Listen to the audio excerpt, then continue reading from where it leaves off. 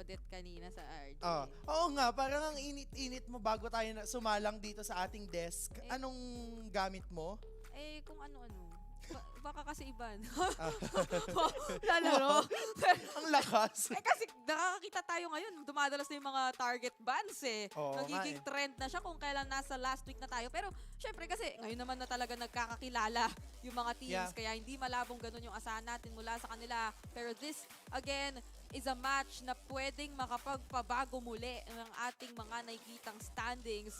Kaya naman sigurado ako na especially for AP Bren Hornets na hindi pa selyado, Yes. eh ilalaban at gusto nilang ma-secure ito. Pero Blacklist Academy with their new dance move, Oo, alam mong motivated din eh. talaga na nga naman. Iba ang ipinakita sa atin ni Larvs, isang Odessa Marihey ang kanyang ginamit and makikita natin ang Dance of the Swan Lake coming Ayan. from this Odette. And because madaming ang crowd control as we've mentioned yung side ng AP Bren Hornets, napapurify itong si Larvs as well as si Bullet, which is very understandable. Kailangan yata matimingan niya ng maiging-maigi Yes. yung kanyang paggamit ng dance of the swan. Uy, may dance din pala, no? Daming Oo nga. dance ngayon. Pero yo, Babs, Napa-flicker out na doon. Tapos si Asi, 4 ang umahabol kay Yobabs. Isa na lang daw, kasi nga naman wala na siyang flicker. Kaya mukhang siya ang unang babagsak sa side ng mga Hornets. A first blood for the side of the students. parang kahit anong dikit mo dun sa pader, eh hindi ka na maisasagip True. ng yung passive at para mabuhay ka pa ng kaunti.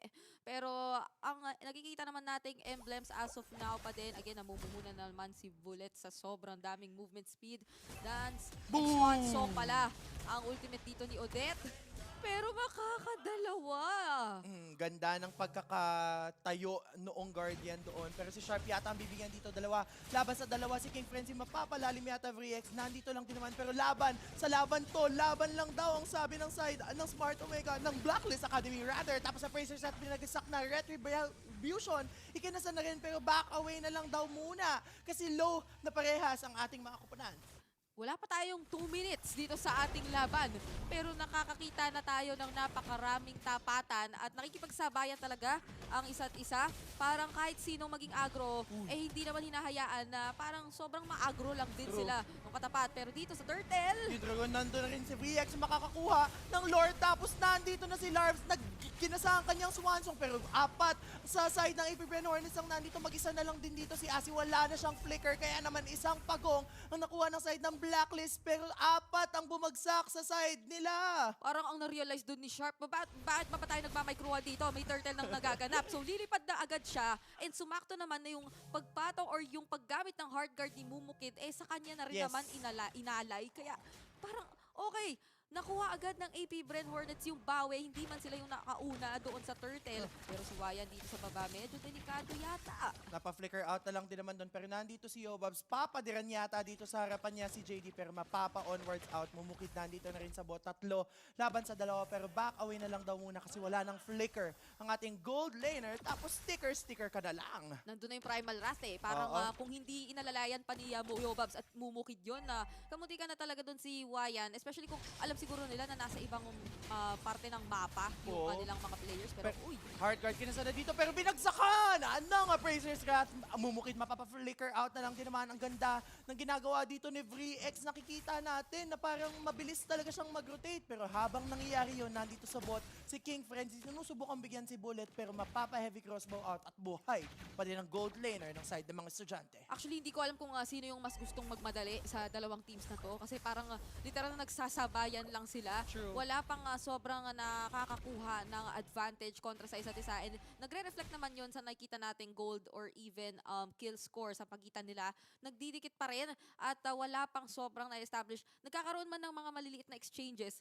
Exchanges talaga. As Oo. in, nagpapalitan lang pero walang lumalamang. So, for the upcoming or for this upcoming turtle, mukhang kinakailangan natin makita talaga ng laban pero bago pa yata yun. King Frenzy binangga na lang din naman doon si Asi pero magbaback away na lang daw muna. At 4 sa side ng ng Blacklist Academy ang nandito. Penalty zone ni Kinasa na against Sharp. Mapapa-flicker out lang din naman siya doon. Tapos Black Dragon Form Kinasa. Nandito na rin ang Heart Guard coming from Momo Kid. Binagsakan niya si JD pero mapapa-back away na lang. Retribution has been taken by VreeX and that's a very worth it trade coming from the side of the students. Kung inaakala nating na-distract na ang Blacklist Academy Lunatics dahil tatlo yung parang nakapaligid talaga kay Sharp at Yes. na-busy dun sa kanilang pagta-target sa kanya, On point. hindi pa rin na-secure ng tuluyan nila King Frenzy and nila Yobabs na nakatoka dun sa turtle or talagang sana nakuha na nila. Pero yung Wild Charge yata ay medyo nahuli din Oo. at nakita nating dumaan lang si VreeX with the information na nakita niyang,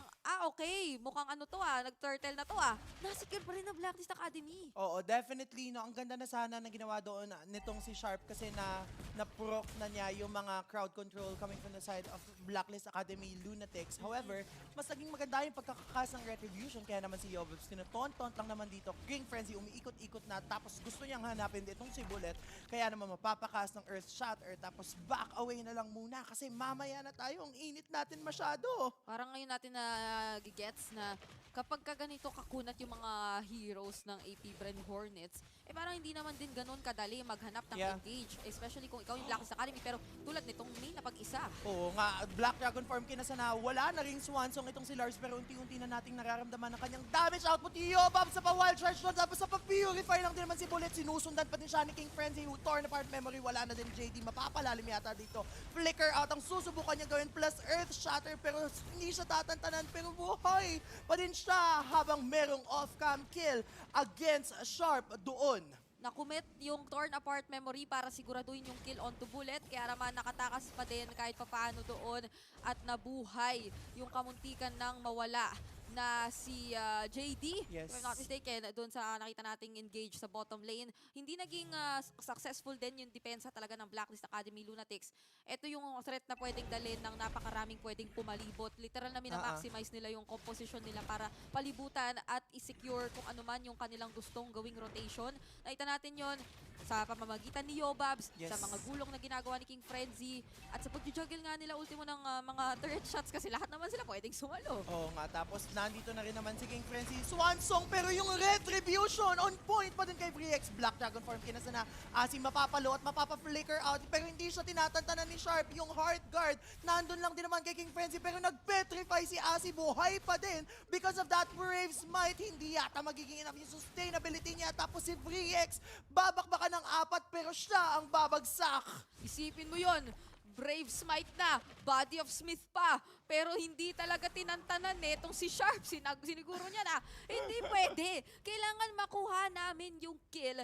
At dahil naman doon, nadagdagan na naman yung espasyong hinahawakan ngayon ng AP Bren Hornets. And sila pa nga yung unang nakakonvert na dito ng isang crucial turret dahil doon naman din nag-spawn yung turtles na nakita natin sa bottom lane. Yeah. Pero ngayon, ang nakikita naman nating item build so far, yung pinaka siguro kailangan na lang natin mataan dito, meron na palang Flask of the Oasis si Momo Kid. So, parang doble ingat pagdating sa mga engage. O, doble tapang para sa AP Bren. Speaking of tapang, mabibigyan yata dito si Bullet kasi 3 miyembro ng side ng Hornets ang nandun sa kanya. Because of that, sabi nila worth it na yan. Wala na yung gold laner ng side ng ating mga kalaban. Tapos nandito pa din si Yobabs. Wala na siyang Wild Charge at alam ito ng side ng Blacklist Academy Lunatics. Kaya naman mapapaback away na lang daw sila kasi kahit papano, hindi pa naman sila kayang patayin. Pero si JD nakita yata dito si Sharp. Kung subukan siya bigyan niya Swansong plus Patong with that penalty zone. Mabibigyan lang din naman doon. Itong si Sharp na sinasabi natin kaninang masyado nang masakit. Si Wyan nagpupush lang din naman doon sa bot. Sa primal rat kinasa na rin. Tapos si Wyan ang susubukan nilang bigyan. Grabe.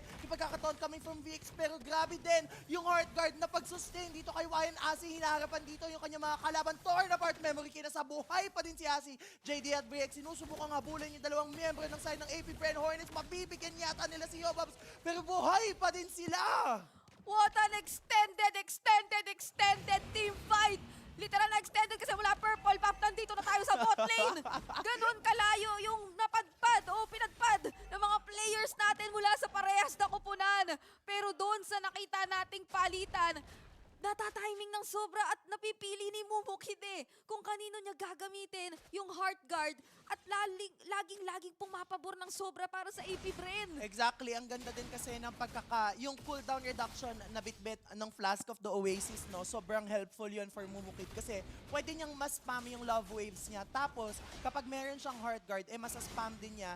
Kasi nga naman, yun nga, pwedeng niyang mas spam yun. Tapos yung tali pa, meron pang ability, pero ito na nga si Sharp nag-dragon na dito. Mukhang bibigyan nila si JD, pero siya ay babagsak. Heart Guard, kinasa na rin dito ni Mumukid kay Sharp. Nakita nila si Larms, sinubukan niya mag-swansong, pero grabe! Yung pagkaka-petrify, tatlong miyembro ng side ng mga estudyante ang bagsak si Asi, mapapa-flicker out penalty zone, pero hindi siya mabubuhay. Triple kill coming from Wyatt, susubukan pa yata niyang bigyan, pero sabi ni Bullet, tama ka na!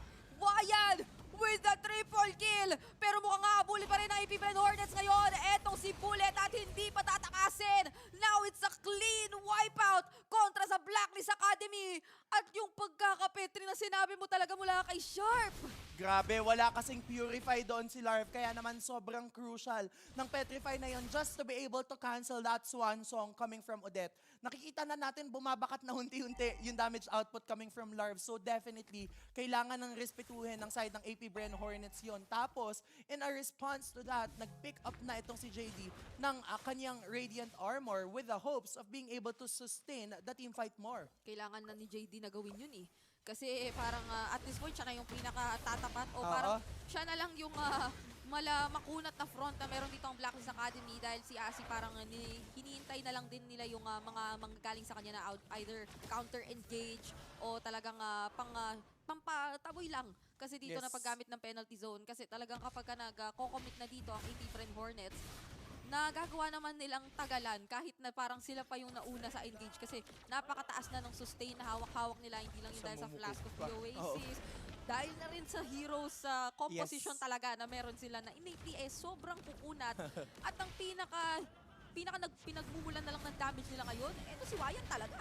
Tapos Black Dragon form has arrived. Tapos nandun naman si Yobam. Susubukan lang bigyan si Momokid, si Briex. Rather, Asi kinasana yung penalty zone. Pero yung Swansong, nandun din sa likod. Kaya si Sharp ang unang babagsak. Tapos yung Lord, binaburst down lang nila dalawa. Laban sa isa. Tapos wala nang minions. Kaya naman defend lamang ang gustong gawin ng side ng mga estudyante. Habang apat na miyembro ng side ng Hornets gusto pa ding mag-push. Wind of Nature has been picked up also by Wyatt. Kaya naman makikita na nating makikipagbakbakan siya. Mukhang ito yung pag-maximize ng Blacklist Academy na sila yung nasa defense Kasi meron pa silang mga kaagapay na tore at yung positioning talaga na malapit ka doon sa base or sa turrets ng Blacklist Academy na ma-maximize nila in a sense. Especially kung wala kang access totally kay Larvs na nakita naman natin from Sharp, hindi niya totally na puntahan.